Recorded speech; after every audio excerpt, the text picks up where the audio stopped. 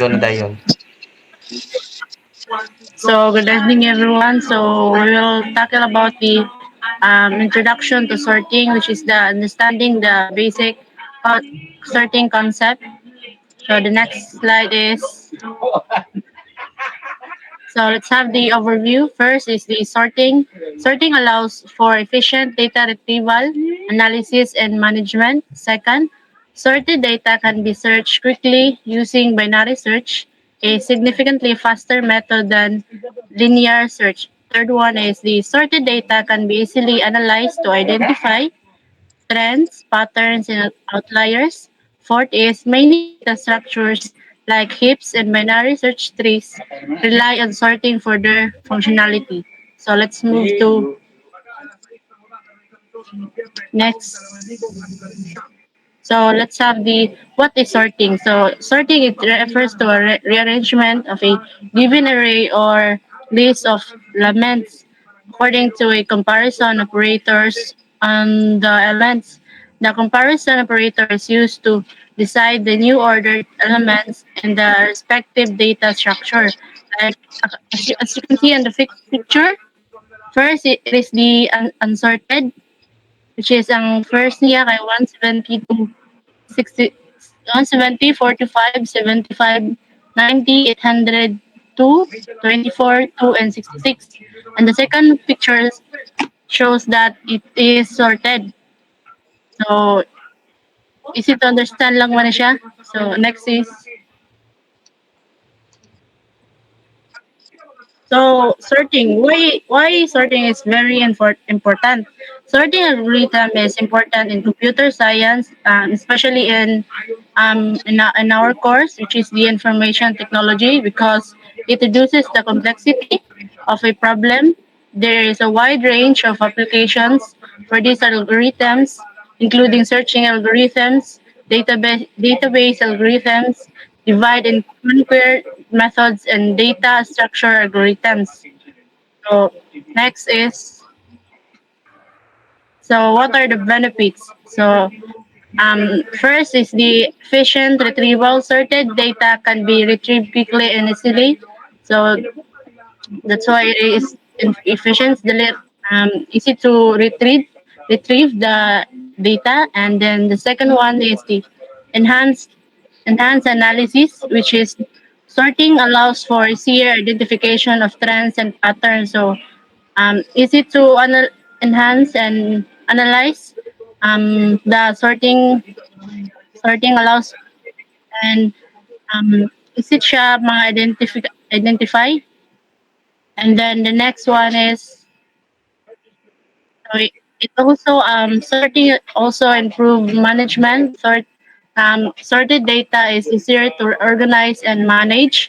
The fourth one is the search efficiency, which is the we have two search, which is the linear search, which is examine yung each element sequentially, and the second one is the binary search, which is tackled by the next reporter, which is yung means efficiently searches sorted data by repeatedly dividing the search interval in half. The next is Good evening, everyone. So, I am Dale Philip Banzon. So, we are gonna talk about the common sorting algorithms. So, bubble sort. So, compares adjacent elements and swaps them if they are in the wrong order. It repeatedly passes through the list until all elements are in the correct order. So, the second one is selection sort. Finds the minimum element of the unsorted portion and swaps it with the first element in the unsorted portion. This process is repeated until the entire list is sorted. Insertion sort builds a sorter array one element at a time by inserting each element into its correct position relative to the already sorted portion. So next is uh, more sophisticated algorithms or more complex. So merge sort, a divide and conquer algorithm that recursively divides the list into smaller sublists, sorts them, and then merges the sorted sublists back together. This is efficient for large datasets. Then quicksort. Another divide and conquer algorithm that selects a pivot element, partitions and the list around the pivot, and then recursively sorts the sublist. Quicksort is generally faster than merge sort. So in short, quicksort is faster than merge sort. So next is heap sort, a comparison-based algorithm that uses a binary heap data structure to sort the list. Heap sort offers good time complexity and relatively low space complexity. So next is how bubble sort works. So this table is placing the first largest element at its correct position, and the second table is placing the second largest element at its correct position, and then lastly is the third element at its correct position. So now let's proceed to the code. So here, as you can see, uh, we have array, uh, integer, and this one is for printing the original array, and then we're gonna proceed to the nested for loop. So this loop is responsible for the bubble sorting. So as you can see, and int I equal to 0, and this is array.length, which is 4, and I plus plus. So this outer loop responsible siya para sa first traversing through the array. And for the second loop is responsible siya for swapping. And then first if rj or j is equal to 0 is greater than j plus 1. So our j 0 is 5. If 5 is greater than 1, then rj 5 is temporarily stored in the uh, temp variable. And then this one is for the swapping. So 1, which is array plus 1 is equal to 1 equals array which is array is 5. So i-rewrite lang niya, and then our j plus 1 now is the temp. So the new this is the swapping. So our j equal to 0 is now 1, and our j plus 1 or index 1 is 5. So manay may tabo sa ato ang for loop.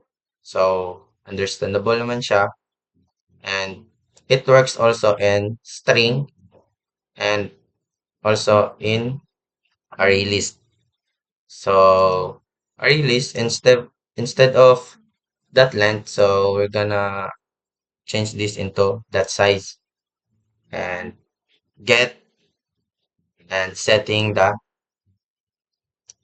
elements.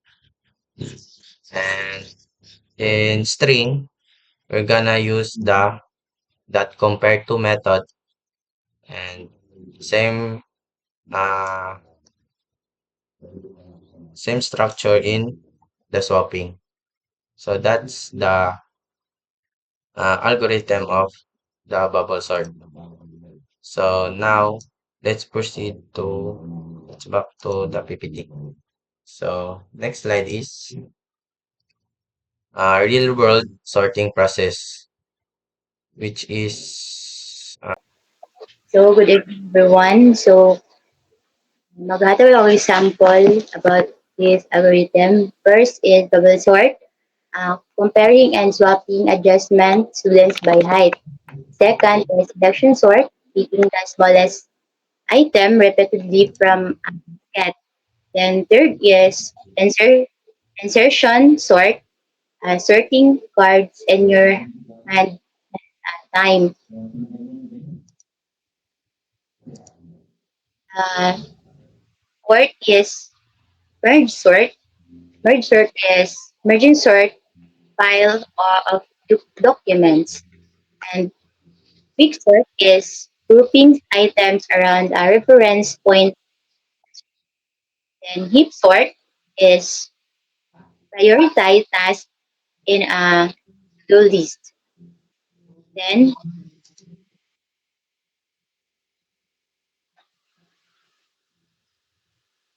makita, choosing the right sorting algorithm. First, data site. Simple algorithms like double sort are efficient for small data sets, while merge sort and quick sort are better suited for large data sets. Stability algorithms conserve the original order equal elements stable, while the other do not merge sort and a stable algorithm, while sort is unstable. Then last is space. uh, The amount of extra memory required by the algorithm. Merge sort requires additional space for a merging, while deep sort has a low space complexity. That's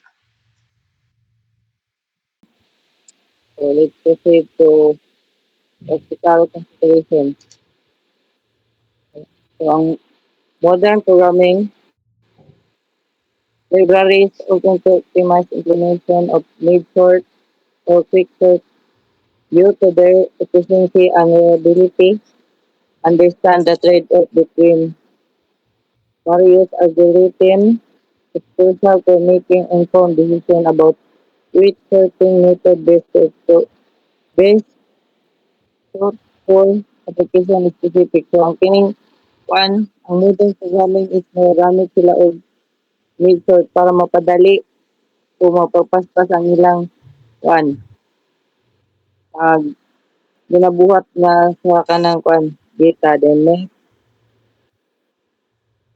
in conclusion, kining data organization, kining algorithm choice, kining practical information is nindot siya gamiton sa dagko na nga database because is kuan fast ug dali ra ang kanang kuan pag nagamit. So mao ni nilang kuan na nilang implement jud sa ato nga gamiton niya kanang kuan nga kining kining syntax sa kanang kuan ng programming.